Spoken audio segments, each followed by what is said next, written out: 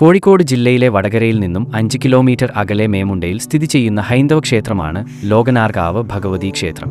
ഈ ക്ഷേത്രത്തിലെ ചുമർ ചിത്രങ്ങൾ പ്രശസ്തമാണ്. പ്രധാന പ്രതിഷ്ഠ സാക്ഷാൽ ആദിപരാശക്തിയായ ദുർഗാ ഭഗവതിയാണ്. ലോകനാർകാവിലമ്മ അഥവാ ലോകാംബിക എന്നാണ് ഭഗവതി അറിയപ്പെടുന്നത്.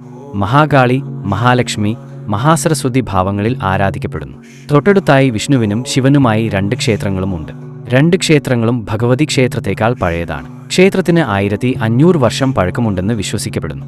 ഉത്തരേന്ത്യയിൽ നിന്നും രത്നവ്യാപാരികളായ അഞ്ഞൂർ നാഗരികർ അവരുടെ ഉപാസനാമൂർത്തിയായ ദേവിയുമായി കേരളത്തിൽ എത്തിച്ചേർന്നു എന്നതാണ് ഐതിഹ്യം. പിന്നീട് അവർ വടകരയ്ക്ക് സമീപം പുതിയ പട്ടണം എന്നയിടത്തെത്തി.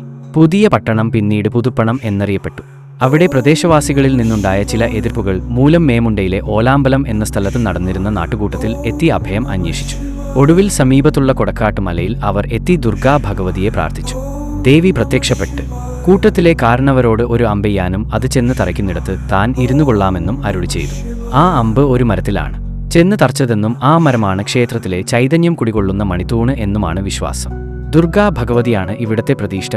തച്ചോളി ഒതേനൻ ദിവസേന ഇവിടെ ആരാധിച്ചിരുന്നതായി ഐതിഹ്യമുള്ളതിനാൽ ഈ ക്ഷേത്രത്തിന് ചരിത്രപരമായ പ്രാധാന്യവുമുണ്ട്. അരങ്ങേറ്റത്തിനു മുമ്പ് എല്ലാ കളരിപ്പേറ്റ് വിദ്യാർത്ഥികളും ഈ ക്ഷേത്രത്തിലെത്തി വണങ്ങുന്ന പതിവ് ഇന്നും നിലവിലുണ്ട്.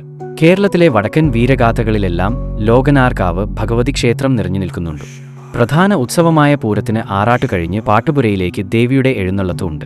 വിഷ്ണുമായ കൂടിയായ ഭഗവതി സഹോദര സന്ദർശനത്തിന് എത്തുന്നു എന്നുകൂടി ഇതിനൊരു സങ്കല്പമുണ്ട്.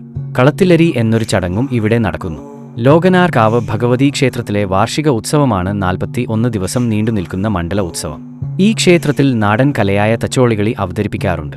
ഉത്സവത്തിന് അവതരിപ്പിക്കുന്ന ഈ നൃത്തത്തിന് ആയോധന കലയായ കളരിപ്പേറ്റുമായി വളരെ സാമ്യമുണ്ട്.